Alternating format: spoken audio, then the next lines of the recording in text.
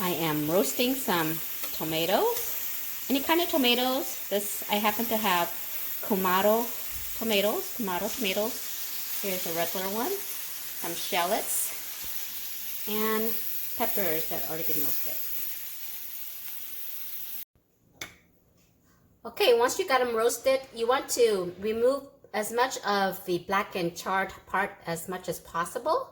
Okay, because you don't want your sauce to be too dark. Okay, so these are the shallots and the pepper, and the tomatoes look like that after it's been roasted. Okay, I'm gonna use a blender, but you can use the pestle mortar if you have it. That's the best tasting way, but I'm lazy. I rather use this. Okay, so in it goes. Okay, I'm gonna start off with this first.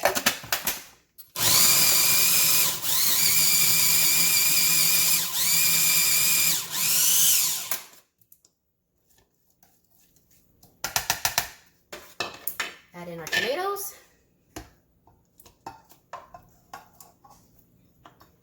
The best tomato for this actually is cherry tomatoes, if you have it. Okay, I'm gonna add some of chicken bouillon.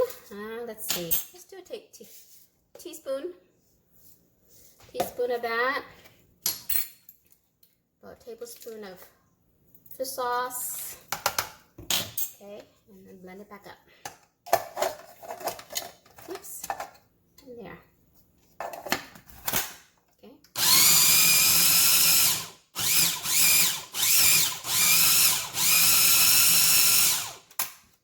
You don't want to smash it too much. I like it chunky. Let's taste here. Ooh, spicy. I put like 20 peppers. I'm gonna add some MSG, which is optional.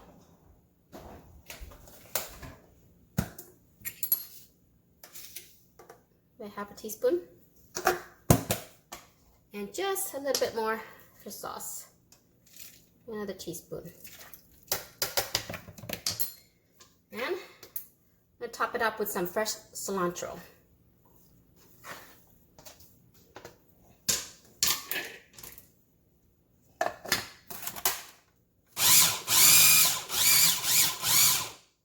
And that's it, guys. This is my tomato pepper.